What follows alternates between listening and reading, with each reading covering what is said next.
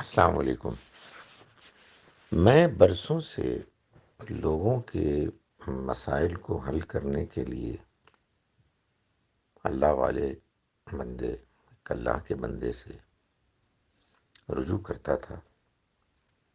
میں نے اس کو حال ہی میں کرنا ترک کر دیا۔ میں رجوع اس لیے کرتا تھا کہ سورہ بقرہ کی آیت نمبر 102 سے مجھے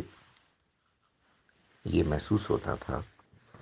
کہ اللہ تعالیٰ ہمیں ایک معلومات دے رہے ہیں کہ سلیمان علیہ السلام کے زمانے میں جو بعض انسانوں نے کالا جادو کے ذریعے سے انسانوں کو تنگ کرنا شروع کیا، انہیں مشکلات میں مبتلا کرنا شروع کیا، تو اللہ تعالیٰ نے اور یہ بتا دیا کہ یہ کفر تھا، جو کرتے تھے وہ کفر میں مبتلا ہوتے تھے۔ اللہ تعالیٰ نے اس موقع پر دو فرشتوں ہاروت و ماروت کو بھیجا اور ان کے ذریعے سے لوگوں کو ایک علم سکھایا، جس کو سکھاتے ہوئے وہ لوگوں کو یہ کہتے کہ ہم ایک فتنہ ہے تو کفر نہ کرنا۔ جس بات سے یہ معلوم ہوتا کہ اصل میں وہ علم اگرچہ کہ ایک مفید اور مثبت علم تھا، لیکن اسی علم کے غلط استعمال کرنے کا بھی امکان تھا، جو اگر کوئی کرتا تو وہ کفر میں مبتلا ہوتا۔ اور قرآن نے یہ بتایا کہ لوگوں نے اصل میں بدقسمتی سے ایسا ہی کیا، یعنی بڑی تعداد میں، کہ انہوں نے اس کو سیکھ کر شوہر اور بیوی کے درمیان جدائی ڈالنے کا مثال کے طور پر ایک طریقہ اختیار کر لیا۔ تو اس سے یہ بات معلوم ہوتی تھی، اور ابھی بھی میں اس کو ایسے ہی سمجھتا ہوں کہ اس ہاروت و ماروت فرشتوں کے سکھائے ہوئے علم کا مثبت پہلو بھی تھا کہ جو اصل میں مقصود تھا کہ کالے جادو کے ذریعے سے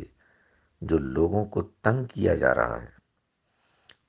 اس کو ٹھیک کیا جائے ایک ایسے علم کے ذریعے سے جو اس کا توڑ ہو، اس کا اینٹیڈوٹ ہو۔ تو میں جن اللہ کے بندوں سے رجوع کرتا تھا ان کے بارے میں مجھے یہ حسن ظن ہے کہ وہ اللہ کے نیک بندے ہیں، وہ یہ کام کاروباری مقاصد کے لیے نہیں کرتے، اور وہ تو اپنے آپ کو نمایاں بھی نہیں کرنا چاہتے۔ تو اگر لوگوں کا بھلا ہو رہا ہے، کچھ لوگ ہمارے معاشرے میں اس دنیا میں ہیں ایسے بہت سے کہ جو لوگوں کے ساتھ زیادتی کرتے ہیں اور کالے جادو میں مبتلا ہو کر اس کو استعمال کر کے کرتے ہیں، تو میرا خیال تھا کہ یہ ایک بڑی ایک مفید سروس ہے۔ لیکن ایک کھٹک ہمیشہ سے تھی کہ اس میں جنات انوالوڈ ہیں، اور جنات کی انوالومنٹ کا مطلب یہ ہے کہ آپ اصل میں غیب کے بارے میں سیریس نہیں رہے کہ یہ صرف اللہ کو معلوم ہے اور کسی کو نہیں معلوم،